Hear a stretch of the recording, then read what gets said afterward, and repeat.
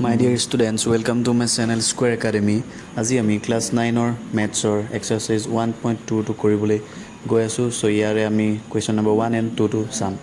So এক number কোৱেশ্চনটোত কি আছে যে ফাৰ্স্ট আছে সত্য উল্লেখ কৰা প্ৰতিটো অপৰিমেয় সংখ্যা এটা বাস্তৱ সংখ্যা। গতিকে আমাৰ এক নম্বৰটো সত্য। সো আমি সত্য বুলি লিখিলো, তাৰ লগতে আমাক কাৰণটো লিখিব দিছে।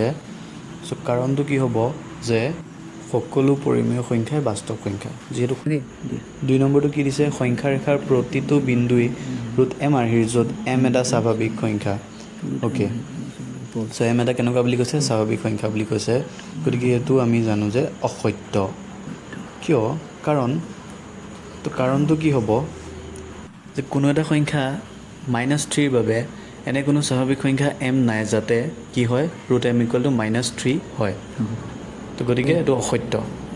এবাৰ আহিছোঁ কুৱেশ্যন নম্বৰ 3, প্ৰতিটো বাস্তৱ সংখ্যা এটা অপৰিমেয় সংখ্যা। তো যিহেতু বাস্তৱ সংখ্যা দুই ধৰণৰ অৰ্থাৎ বাস্তৱ অপৰিমেয় আৰু পৰিমেয়, গতিকে এইটো উক্তিটো অসত্য।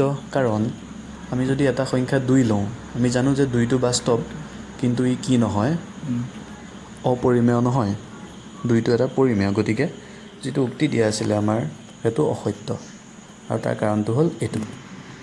এবাৰ কুৱেশ্যন নম্বৰ 2 দিয়া আছে সকলো ধনাত্মক অখণ্ড সংখ্যাৰ বৰ্গমূল অপৰিমেয় নে? যদি নহয় তেনেহ'লে এটা সংখ্যাৰ উদাহৰণ দিয়া যাৰ বৰ্গমূল এটা পৰিমেয় সংখ্যা।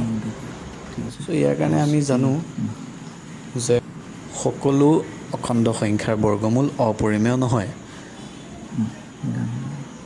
কিয়নো আমি যদি এটা অখণ্ড সংখ্যা 4 ল'লোঁ আৰু তাৰ যদি আমি বৰ্গমূল উলিয়াওঁ তেন্তে আমি কি পাম যে √4 = 2, আৰু ইয়াতে 2টো এটা কি সংখ্যা পৰিমেয় সংখ্যা। থ্যাংক ইউ ফৰ ৱাচিং।